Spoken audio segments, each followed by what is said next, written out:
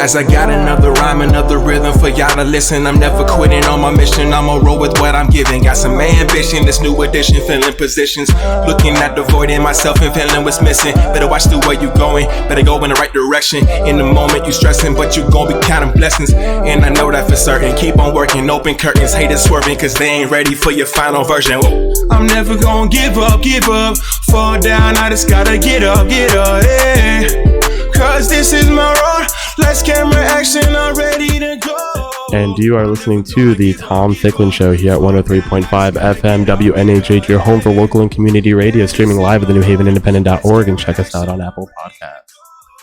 Good morning, everybody. Good morning. And Sam, thanks for that good intro. It wasn't as good as Harry's, but I mean, you know, you're getting there. Harry's our station manager, and Sam's here for the internship, and really appreciate the kind of collective spirit that WNHH kind of provides in the New Haven Independent, and just bringing people together, creating coalitions, media coalitions, historical coalitions, people coalitions, just communing and trying to talk about what does this future mean in 2019 as we move forward. This is our fourth year of being on the station, and it doesn't. Dave Clanton is here with us, David Elvin Clanton and Johnny Eric Williams, and they were asking me how long. So we've been doing this for 4 years, but it doesn't seem like 4 years. You know, every Monday it's just a good time to kind of get up, just stir those membranes and get that body out of the bed. And I'm really speaking personally here, gentlemen. So it gives me kind of a stimulus to kind of do it.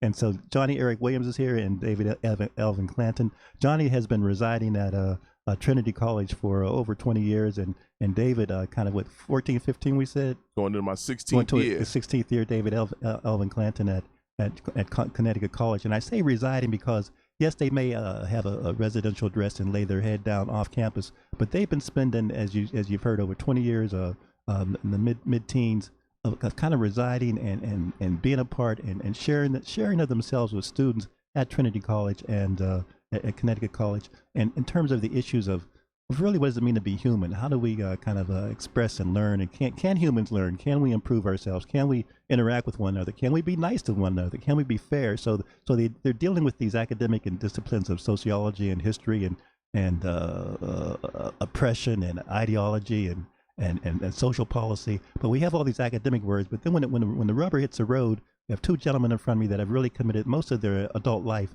to this idea, to this prospect. Yes, they've been getting paid, and clearly not as much as they should be getting paid. And they've written books and articles, etc., and also have taken public abuse. So Johnny and David, I guess want to kind of publicly kind of say that to you guys, that it's a pleasure to have you in front of me, and to kind of just bear witness to the fact that what Du Bois had to say, what Nat Turner has had to say, what DeMarc Vesey has had to say, what MLK and El Haj Malik Al-Shabazz have had to say, still resonates. But we want to move beyond just the conversation and see what kind of tactics and strategies and policies and ideas people can kind of pick up from the show. So Johnny, good morning. David, good morning. Good morning. Gentlemen, I told you there's no particular theme. I kind of have the Creole theme here going on, kind of mixing it up and chopping it up.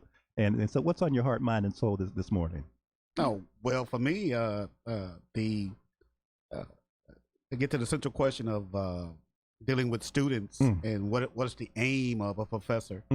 For me, to be a professor should always be about transforming the way the students see the world. When they come into your classroom, they come in with a certain set of assumptions about the world, and you got to challenge those assumptions to make them see that there are actually multiple assumptions about the world, which people live by.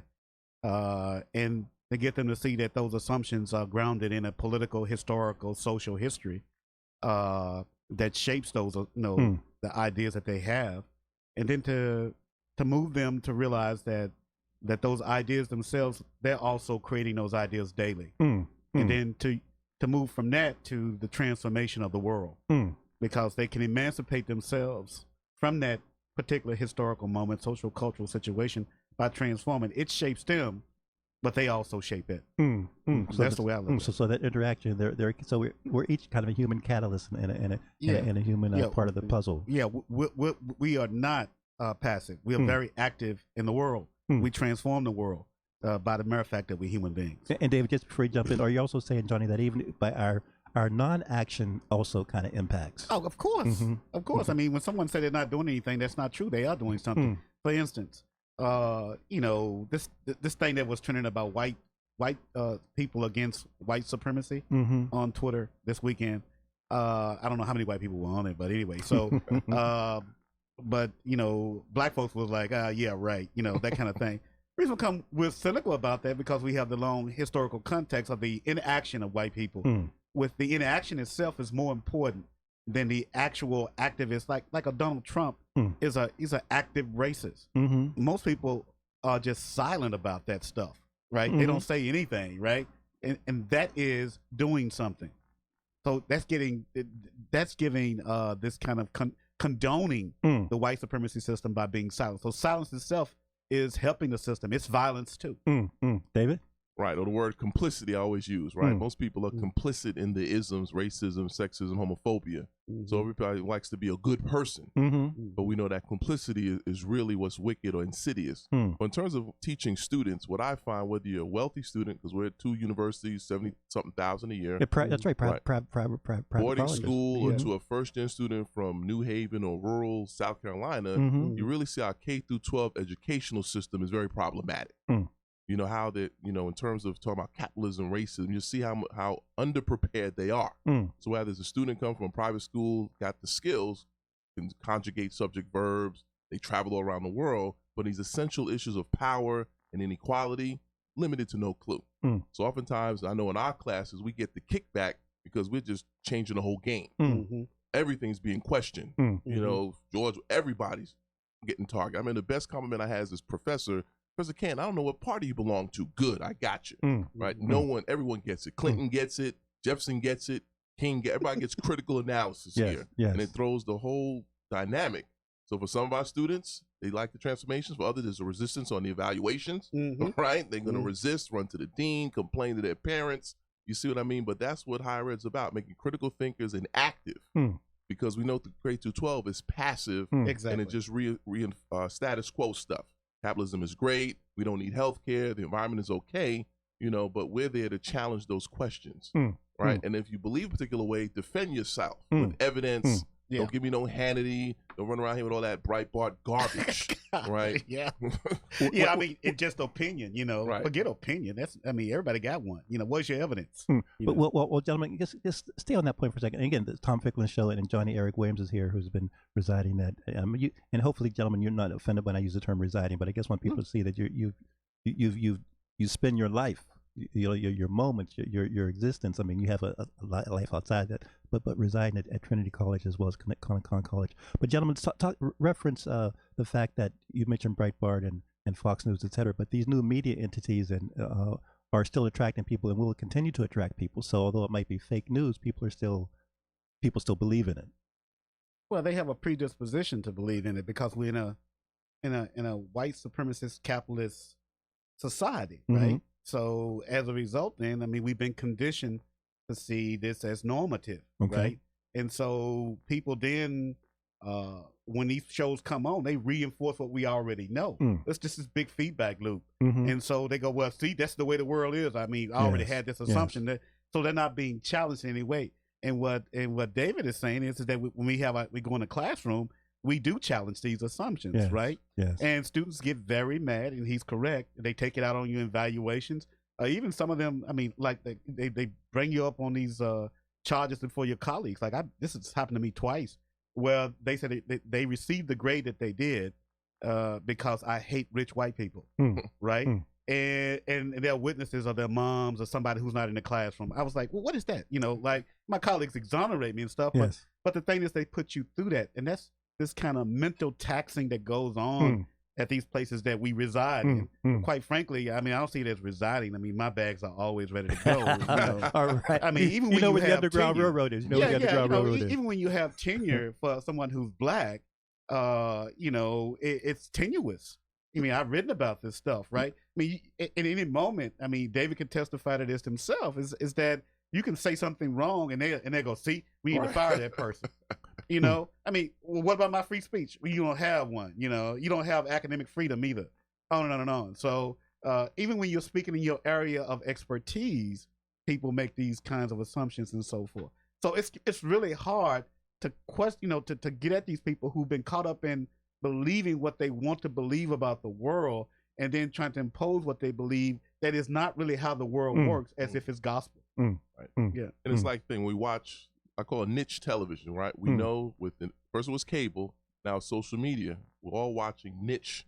We're watching stuff that confirm, verify, or affirm what we believe already. Correct. And that's the challenge. So in the classroom, no one reads the same thing. That's right. You're all in over the place. Yeah, so you're trying to say, okay, who read? You can't say. When we grew up, who watched the local news, New York Times, CNN, we can at least jump in on the story. Yeah. But now you have so many different outlets now. And at least, I mean, at our colleges, you might not have a range, but you can imagine on a public university in Texas. You can get Breitbart, you can get this, you can get that. At least here we can have maybe Trevor Noah and a few other liberal MSNBC. But now it's hard as a professor, what's the common discourse on these issues? And everybody's doubling down.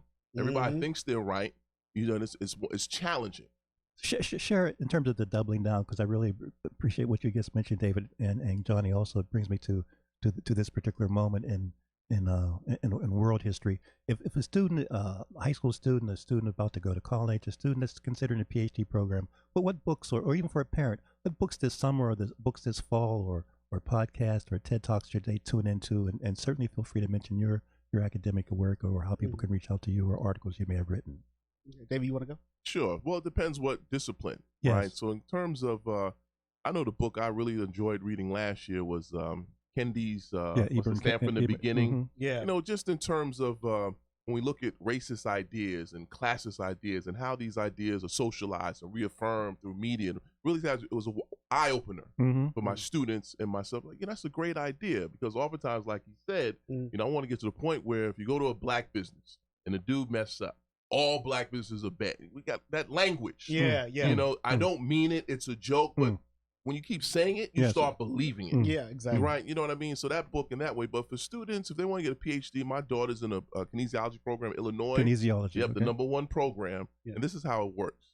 That pretty much, if you want to get a PhD, you got to go to like very competitive schools now. The game is changing. There's more adjuncts. Tenure track positions are smaller and few. You have to really be above the curve now in terms of being published early in your career. So as soon as they get into college, you got to start banging them A's. They count the B's now if you're trying to get into a very prestigious PhD program, because it's very challenging. Because, a lot of departments are getting smaller.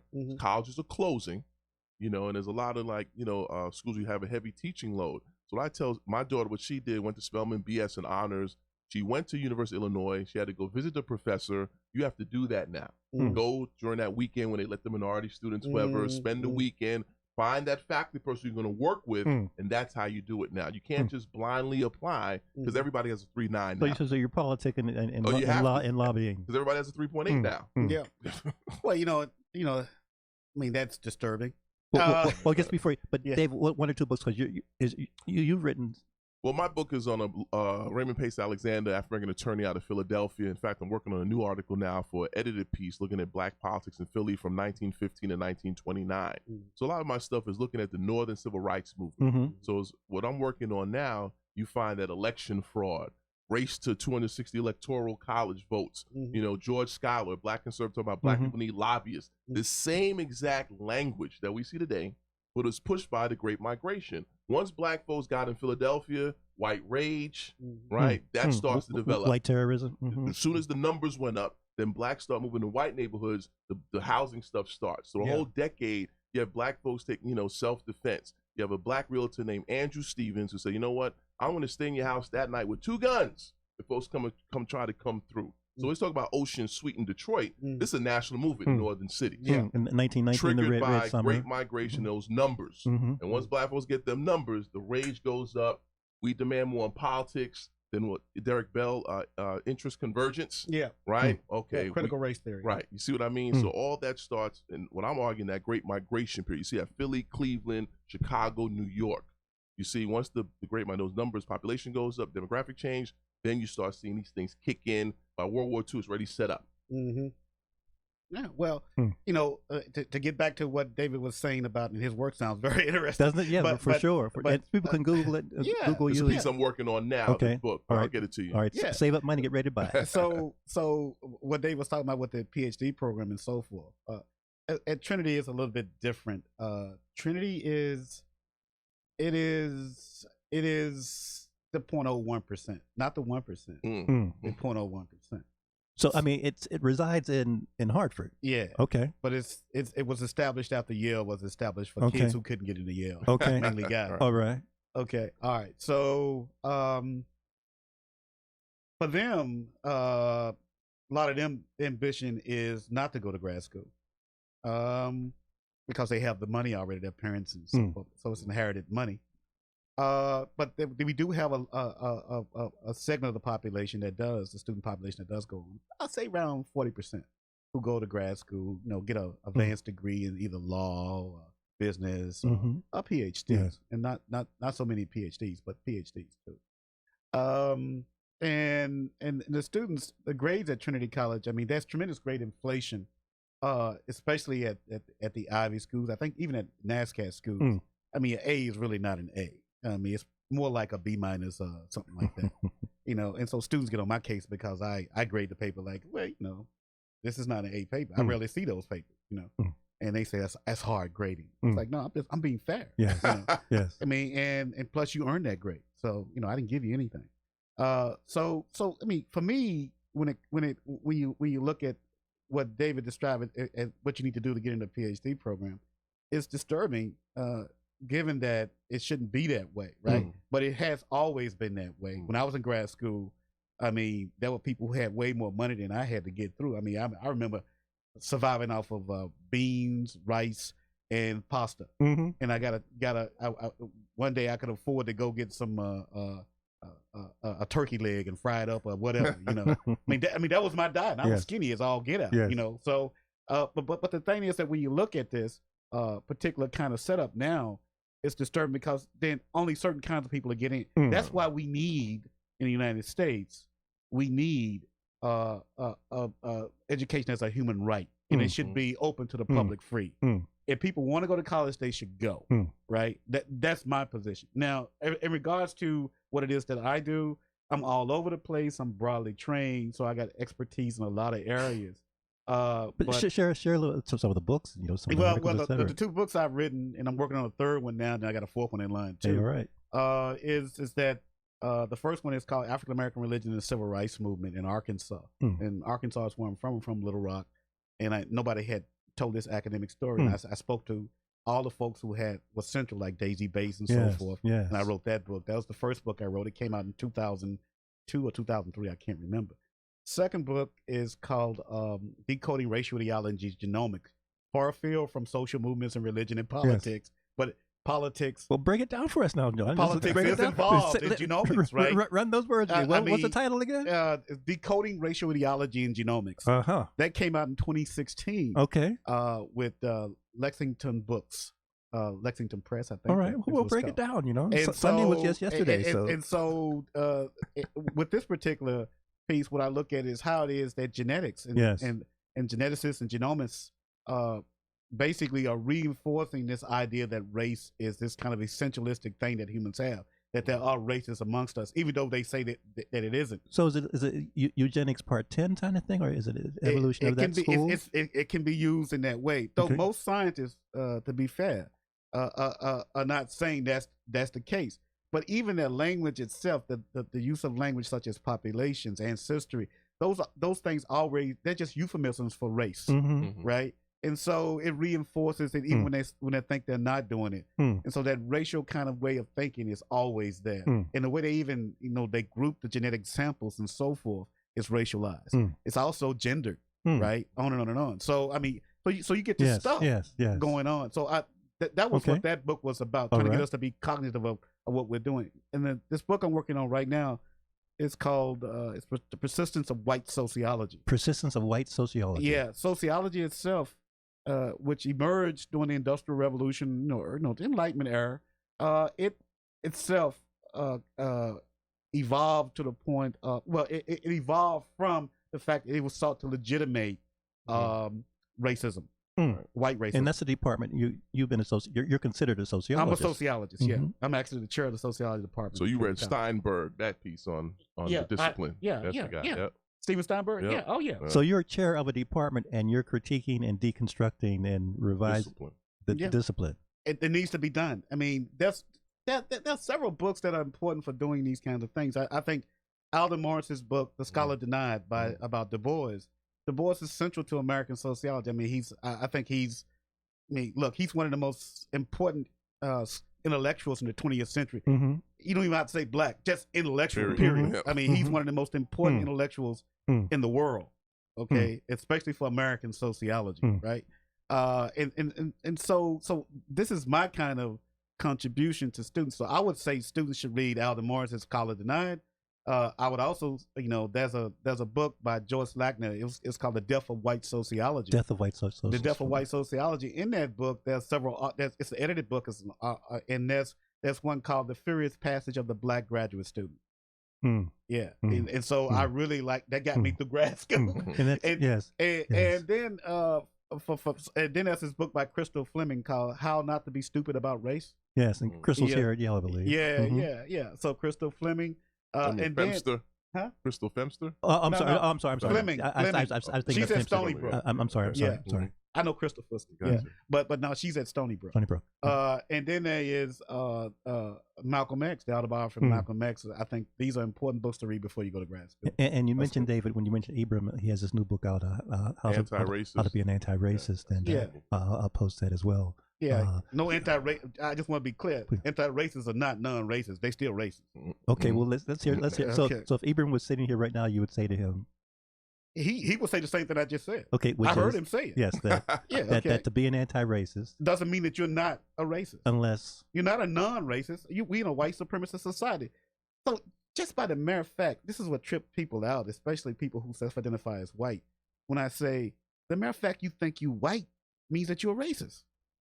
There ain't no white human being. That's just imagined stuff. Structures. So it's a comfortable category to reside in. Exactly. And so you walking around acting like you're white. That means you're acting white. You're doing white supremacy. You're acting on it, right? So so don't be telling me that you're not, because you just told me you are. Right. Right. I think it's like, you're a sociologist. We do systems. Exactly. We do systems. That's the hardest thing to explain to people in a society that says we're individuals. But we all know all the information is constructed. Everything's made up. Social activity. It's us creating this stuff. It's a myth, right? We created an act if it's real. Yes. Right. So again, listen to Tom Ficklin show, and Johnny Eric Williams is here with us from Trinity College, and David Elvin Clanton from Connecticut College. On the imagination, the innovation, the creativity moving forward, where do we go? I mean, you hear about Afrofuturism, you hear about just us reinventing ourselves. Any thoughts, again, speculative or even hypothetical, on where we go from here in 2019 after discussing this for 400 plus years? I don't know about you, John. This whole Afro pessimism stuff. I don't know. I'm just a guy from the Bronx, working class cat. I understand all that theory stuff. I just try to keep 100, right? It's the same thing. Resistance, right? I don't know what you want to call it. But the bottom line, we're resisting these systems of oppression that are plaguing our communities, right? And that's the challenge. And on top of that, I read your boy Kicey Layman's text. That's a whole nother conversation about the internal trauma stuff that we have to talk about. There's white on the outside, but internal sexual abuse, mental, the health stuff. On my podcast, I'm talking about that. Number one killer of black folks is heart disease and cancer. But they got you fearing some guy named Muhammad coming blowing up your cookout. That's not going to happen. Or getting shot up. There's only 17,000 homicides last year. 633,000 people die from heart disease. Yeah. So really, we should watch the news of, people getting calls for heart attacks. That's the news. But they racialize crime, you racialize terror stuff, so you're nervous about all this stuff, you internalize that stuff. Really, what you should be fearing is Popeyes.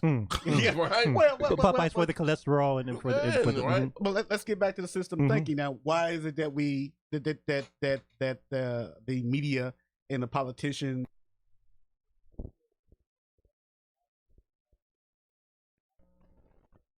this is actually these white terrorists, Right. white male terrorists at that, right? Why do they do that? Well, because it's money in creating fear, right? It's we have a military, industrial, academic complex, Housing security, ADT, all that. They making money. It's all about money. So, and it also using this market logic, they're creating fear and creating division in order to make money. And they know it's not real, but they just want to put it in your head that it is.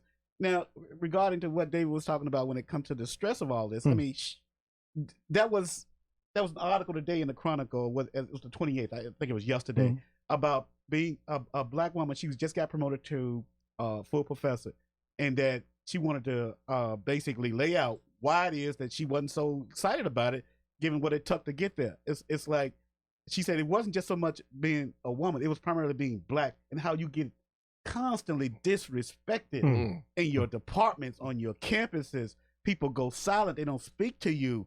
I mean, this kind of like mental kind of fatigue that we go through on these campuses dealing with these people who believe themselves to be white. I mean, and not to mention the people who, I use the French word, the courtier, the collaborator, right? The way they the sympathizer.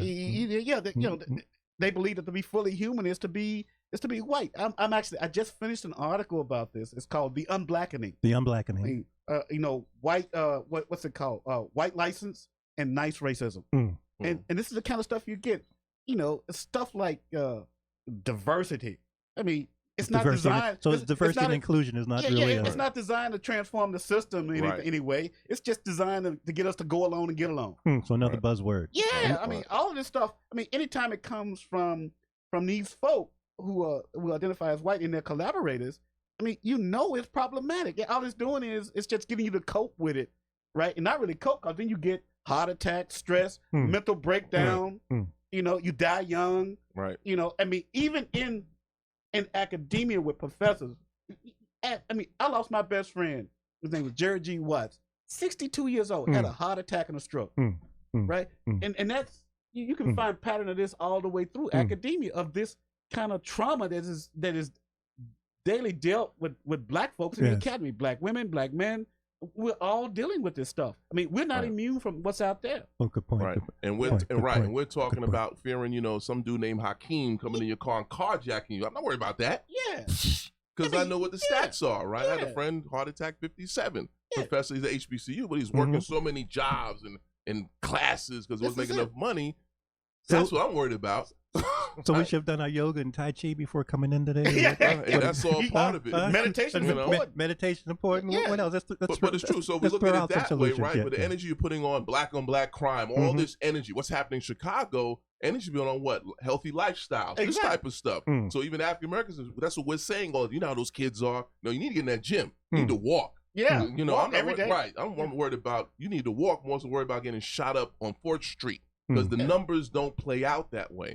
But the problem with that, we give numbers, but the power of a media, you just see it. Even I'll give you the data. I don't care. I still don't think that. I'm like, man, that's what we are.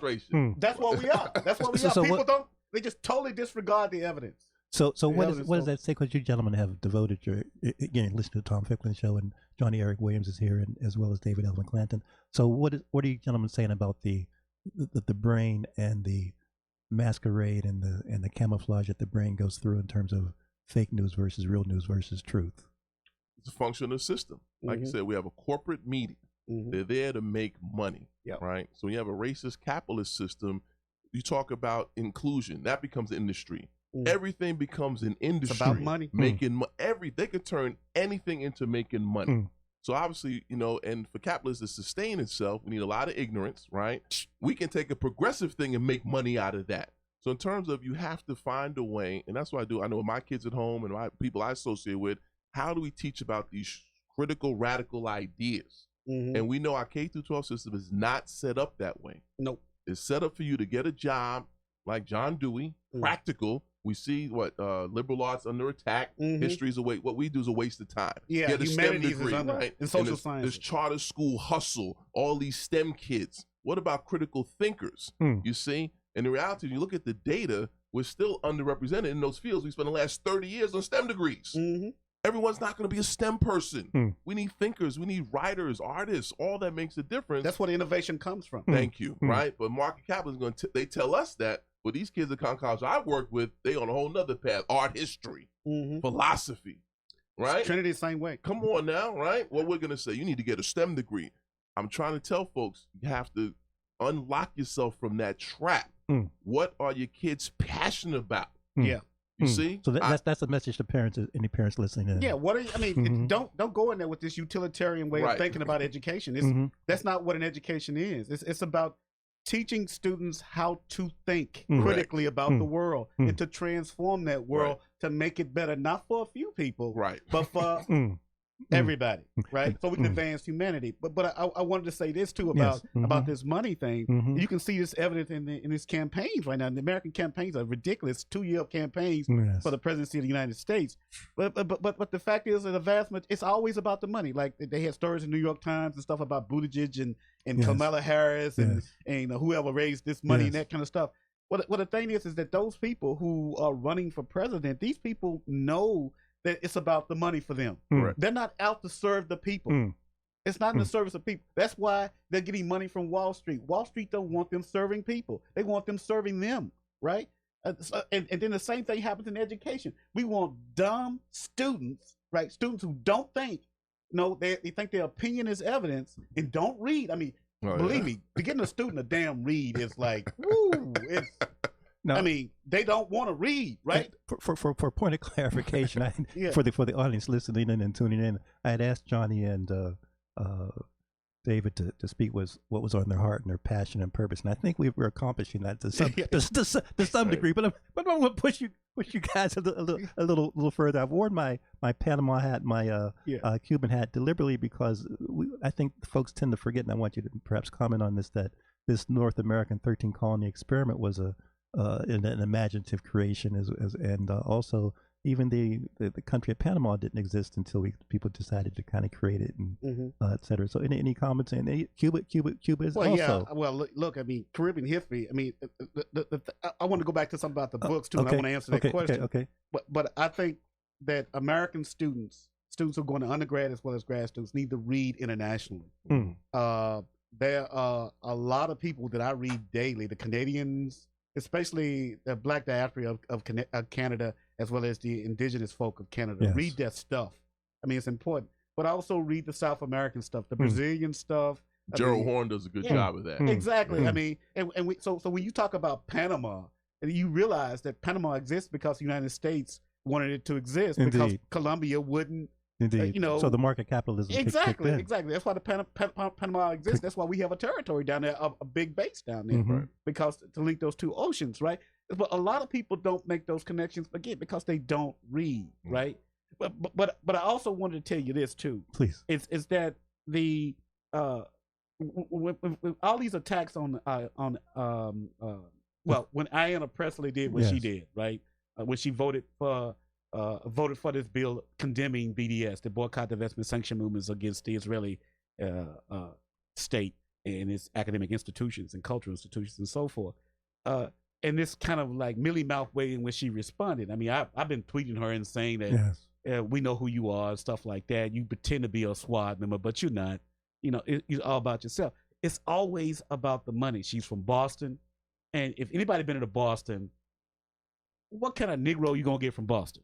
Okay, I mean, all right. Well, NAA's will be meeting there next year. Yeah, but that's fine. But I'm just what kind of Negro you getting from Boston? You spent some time in that area, Brandeis. You spent some time up there.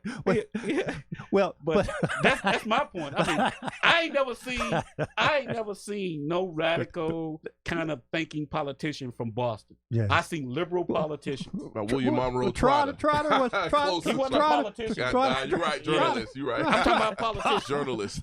Well, Mel would say that he had some. I like Mel. I like Mel. But Mel didn't get too far. Okay. So let's talk about how can we get far, because in terms of the not our exciting and illustrative let me be frank, obituaries, but moving ahead in terms of our survival and growth and thrival and just inspiration. Where do we look? What do we do? Where do people? Because people are kind of frustrated and if not fed up, depressed. Well, the optimism, I guess, if you look at, like you said, the numbers, more blacks go to college. I mean, there's an incline like that. But we're talking about radical transformation. Yeah. We should be much further along. So that's the thing. I'm not one of those, it's better in 1915. No, it's not. There's no Wi-Fi. That doesn't make sense, right? But at the same time, don't rest on your laurels. Yeah. That becomes that type of thing, right? So in terms of the two-edged sword, right? Yes, we're going this way, but we go further along because these systems of oppression. So I think that's the thing, right? You go out in the neighborhood, oh, it's better back 100 years ago. No, it's not. But the same, then you go to some part of town, we're doing better than ever. It's always in the middle, right? It is getting, but you have to push further. But at the same time, look at the role of automation. You look at the environment. You really start thinking, there's some real stuff happening out here. Every time I go to the store, automation is killing working people. Yes, and you're telling me undocumented, the coal mines are closing because of automation. You can't take a coal mine to China, so there's this massive misinformation that's coming out so rapidly. So I encourage students to do is think, read, and have conversations. We're not saying you can't Instagram a Millie Rock, but there's got to be some balance. I know when I was a kid, my dad brought me into this stuff, being conscious. We talk about stuff, then we go act up. But it's saying he had some idea of what's going on. Dave, share your podcast. You're speaking. Share your podcast also. Yeah, I got a podcast called The Podcast for Your Punk Ass. We've been in 2 years. We do sports, politics, hip hop. We're on SoundCloud. So a lot of stuff I said here, you'll hear on that. We do sports. We go after your boy Agent Orange. You like that, right? Yeah. You know what that means? And then my friend, the producer, Jerry Beeks, he gives like a lot of freestyle raps that ties in the content. There's no other format like that out there in terms of sports talk, because I got tired of not enough African Americans out there. All these white cats don't know what they're talking about on these issues. Got a BA and I don't know what they got their BA in, right? But they think they're experts on the race stuff. They don't know what they're talking about. You see what I mean? That's again about people not understanding expertise, people not understanding what's opinion versus fact. And I just got tired of it, especially with the Kaepernick stuff. So I said, let's do it. We can do it. That's what we do. And gentlemen, for folks that want to, and I really appreciate how rich and sharing and transparent you've been, that want to reach out to you, that want to be in touch with you, want to read about you, what's the best ways for them to kind of not necessarily stalk you, but just to be a friend and an ally? Well, you can follow me on Twitter at JWILLIA, that is JWILLIA2. You can follow me on Twitter. You're on Facebook also. Yeah, I'm on Facebook too. But I try to reserve that for friends. but because on Twitter it's the Wild Wild West. Man, these people are just woo. But I also wanted to, you can always email me at Trinity College. My email is on the website. You can email me that. But I also wanted to say what can we do? I get my inspiration from the fact that I know historically that the power resides with us, the people, everyday people, right? When I make the connections, not just domestically in the United States, but internationally. Sure, in the Puerto Rican example. Yeah, Puerto Ricans are American. So when I look at what the indigenous folk are doing in the United States, as well as in Canada, as well as in Mexico, in South America, that's heartening to me. The resistance is there. That means the hope is there. Hope in action, right? And then there is, what's been going on with Palestinians, who I'm very much involved with. I've been to Palestine. I've witnessed for myself this kind of torturous brutality of the Israelis towards the Palestinians within Israel itself, as well as within their occupied territories. That's tremendous hope. And know that these things are connected. So you go the same thing with Africa. That part of the anti-apartheid movement when I was a grad student. Go to South Africa constantly now, but that's an ongoing struggle there still, right? So the thing is, all these things are intertwined, right? This is a global capitalistic system that is wreaking havoc on the people and on the planet. And President Carter wrote the book many years ago about the apartheid in Palestine. Yeah, and he got ridiculed for it. because the Israelis don't want people talking about that stuff, right? They try to tell you that you're anti-Semitic, but you can criticize the Israeli government for its, crimes against humanity. And just the other day, Ehud Olmert was told that if he stepped foot in Switzerland, he will be arrested for his crimes against humanity. So this is just the other day. So, so that's hope for me. So the international global perspective. Yeah, keep that perspective. That's what I would say. Right. We're not alone. That's it. Right. Yeah. But again, K through 12, American exceptionalism, we like to believe that garbage. Yeah, exactly. Just like the whole ADOS we were talking about, that racket, who should get this? My parents from the Caribbean, many Caribbean, African, I don't have to go through the history. It's all reparations. Right. Yeah, it means that's nonsense. So we have to do a better job in terms of internationalizing the struggle. Yeah. I know when I came up, the whole Pan-African thing, for a lot of young people now, they've been and that's again another construct. This book by Kevin Gaines, American Africans and Content, and it points out how in the 60s, a deliberate attempt by the State Department to separate Africans from the continent. Because prior to 96, they went to black schools, Lincoln, right? Yeah. But by the 60s, they go to white universities, and then you have this division in terms of constructed, in terms of African, all this other nonsense. Exactly. You see what I mean? So on these campuses, you have that. I'm trying, get the Umoja and the African group conversation. Yeah. So that doesn't make sense. And see, at my school, they're in conversation. That's the beauty of it all. Is that we're all interconnected in this web of life on this planet. Right. We cannot separate the fact that we're also being oppressed in that same kind of light and this division that they're trying to create to stop us from getting together and learning from one another about how to resist. That's the most effective weapon they be using, is divide and conquering. Drawing black people out of the community like Barack Obama and saying that you too can be the president of the United States. And they know damn well that's not the case, right? I mean, he was palatable to him because he was half white. So, I mean, come on. Camilla's the same way, So it becomes problematic for us to think that somehow we're different from other black people around the world. We're not. We're in the same boat together. We are despised around the world because we're black. Gentlemen, we have about 5 more minutes left, so I want to give us a chance to take a deep breath. And what's on my mind is certainly Angela Davis and others talk about resistance, and obviously Frederick Douglass. But sometimes resistance in some people's mind means jeopardizing my life, in the final analysis. You're not necessarily saying that, or are you? Well, again, I think I got in my class a list of John Brown would be the ultimate, right? John Brown from Torrington, Connecticut. Yeah. That level, but again, it's ranges and degrees of it. Okay. Everyone doesn't have to be a martyr. No. You know what I mean, right? That's what I'm talking about. Everyone has a role in the struggle. Good.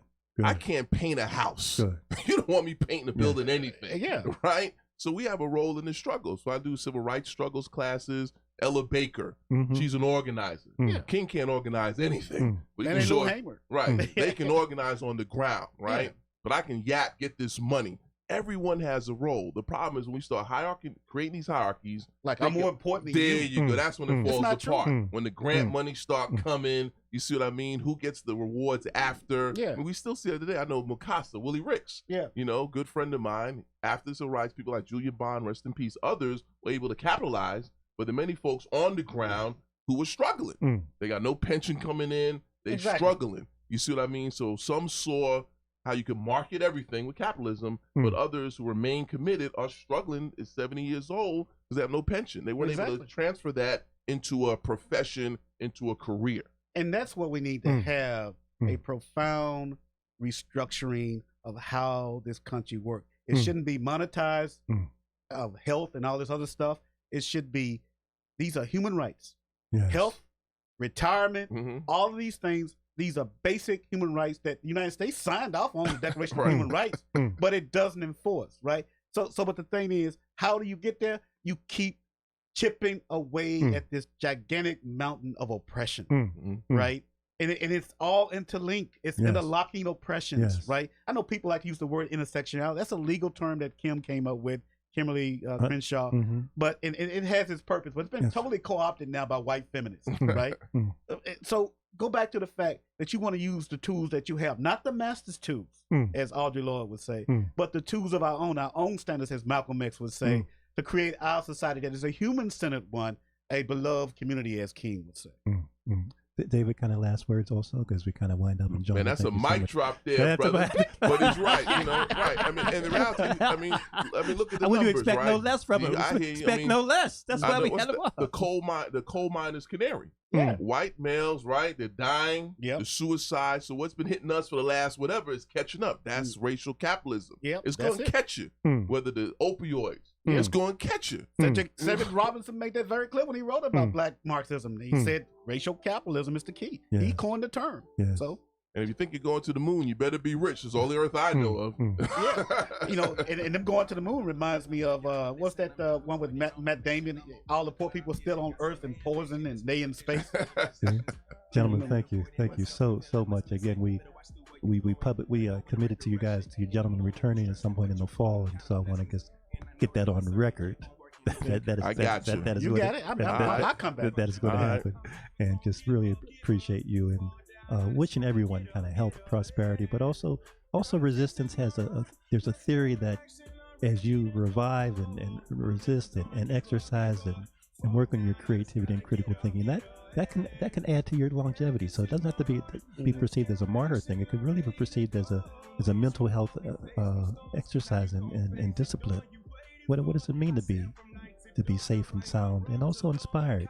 And perhaps it's through working and joining hands with others, not only in your hometown, but throughout the world, given the media. So thank you, gentlemen, for illustrating that we can build that connection, become a global humanity in a galaxy of soul seekers. Yeah. Appreciate that, Brother Tom. Appreciate it. All right, Johnny. Much. All right. Just gave me like health is resistance. I'm never gonna give up, fall down.